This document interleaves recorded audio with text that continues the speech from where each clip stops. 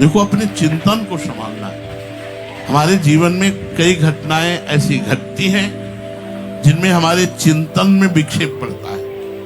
कभी हमारे द्वारा ऐसी चेष्टा हो जाना, कभी दूसरे के द्वारा ऐसी चेष्टा हो जाना, कभी एक माहौल में ऐसी चेष्टा बन जाना जो भगवत चिंतन छुड़ाए।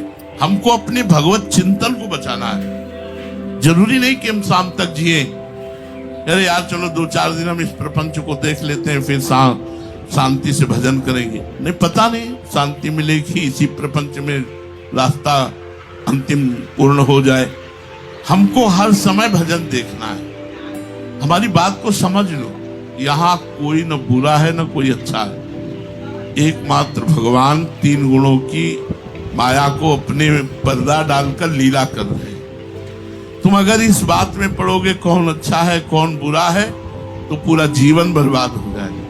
तुम्हें तो सबको प्रणाम करके बस अपने भजन को बचाना है। इतनी बार कहा गया है कि जहां कहीं किसी की दोष दर्शन वृत्ति हो वहां प्रणाम करो। अगर कोई किसी की निंदा कर रहा है तो कान में अंगुली डालो, राधा राधा कहते हुए भाग पड़ो वहां से।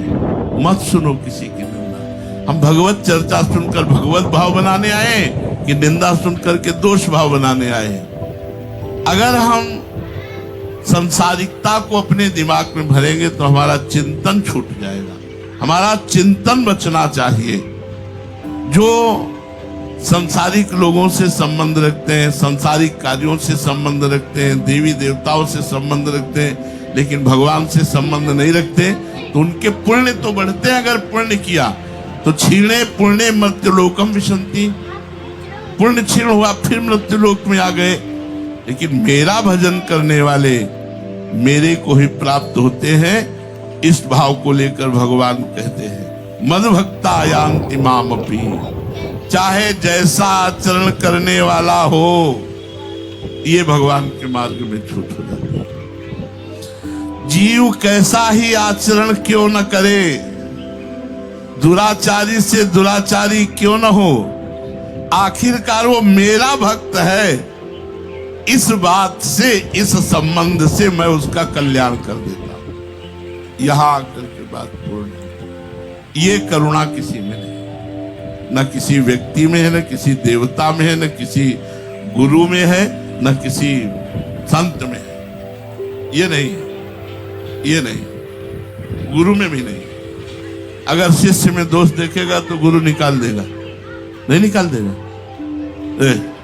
मन से भले ना निकले लेकिन बाहर से हटा देगा। अगर संत तुम्हें अवगड़ी देखेगा तो बाहर निकाल देगा। देवता तो कोई पक्ष लेता ही नहीं, जब विपत्ति आती है वो तो उतना ही पुण्य भर का फल देता है। और मनुष्य जय जयकार हो रही तो साथ में खड़ा है, अगर निंदा होने लगेगी तो देखेगा भी नहीं और हंसी उपहास करके। और अगर आप कहीं निर्धन हो गए और रोगी हो गए तो आपकी गली जाना बंद कर देगा, क्योंकि वो समझेगा कुछ मांग न ले। भगवान के सम्मानित करने वाला कोई नहीं। तो भगवान के सम्मानित ऐसी, जब आचार्य और कृष्णदास जी में, तो आचार्य ने एक दिन देखा श्री विठल नाथ गोस्वामी जी ने कि श्रीनाथ जी जलेबी का भोग पा रहे हैं। जब वो भोग लेके गए तो उनका, हमने जय जय जलेबी का भोग तो लगाया नहीं और बाजार के भोग लगता नहीं, फिर आप ये जलेबी कैसे पा रहे हो?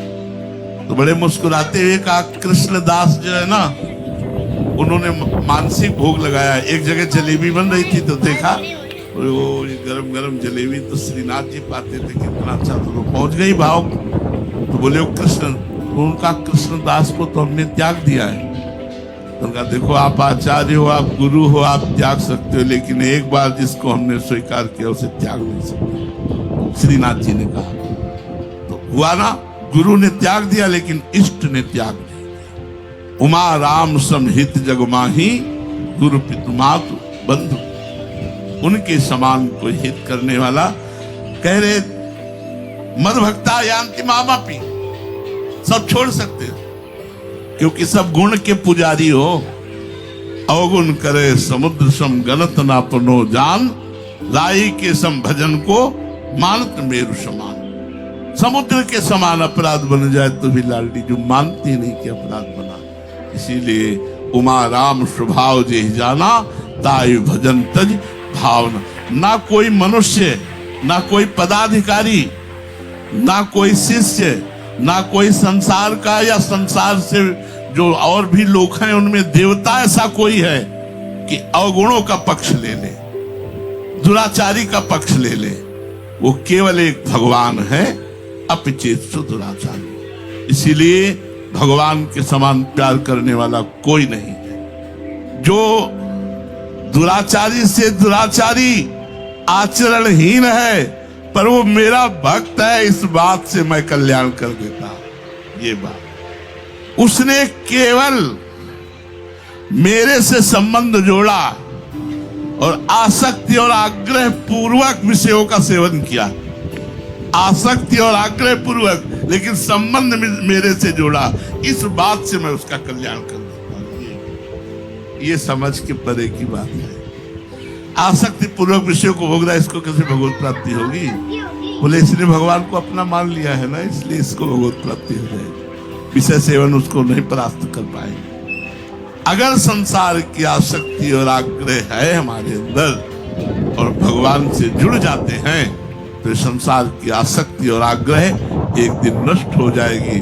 भगवान कृपा करके अपना हमें स्वीकार कर देंगे। भगवान का विधान भगवत स्वरूप होता है। भगवान अपनी सत्ता से अपने भक्त का कल्याण करते हैं। जैसे कोई गोद नामे ले ले, बिल्कुल गरीब का लड़का है, दरिद्र है, लेकिन वो खरबपति है, तो हो गया ना खरबपति, तुरंत खरबपति हो गया बिना कमाए।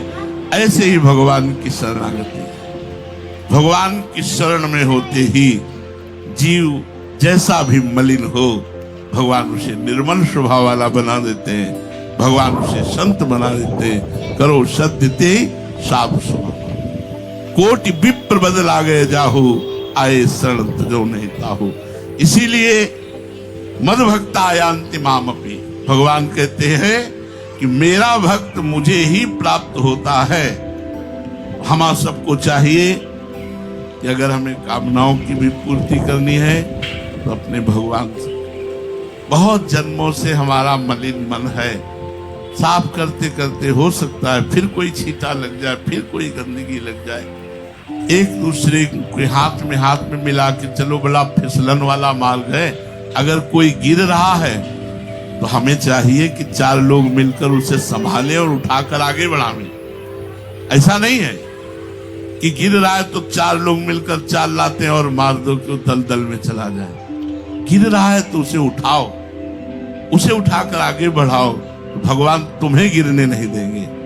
अगर तुमने भगवान का भक्त मानकर कोई गिर रहा है और उसे समझाकर बुझाकर चारों तरफ से घेर कर बचा लिया, माया का तूफान आया, तो तुम्हें भगवान बचा लेंगे। तुम्हारा पक्ष भगवान लेकर तुम्हारा कल्याण कर देंगे। एक भगवान की ही शरणागति ऐसी है जिसमें हम निर्भय हो सकते हैं, नहीं तो और कोई भी साधना कर लो उतना ही फल मिलेगा। और भगवान की शरण में दुराचारी से भी दुराचारी, आचरणहीन, संसारासक्त भी भगवत प्राप्ति कर सकता है जो भगवान की शरण में। इसलिए हमें प्रभु की शरण में होकर निरंतर नाम जप करना है और अपने आप को बचाते हुए प्रभु तक ले जाना है। और जहां हम बच ना पाए वहां रोएं और प्रभु से पुकारें कि हे दीनानाथ मेरी रक्षा करो, वही रक्षा करेंगे। शेष चर्चा की श्री राधा।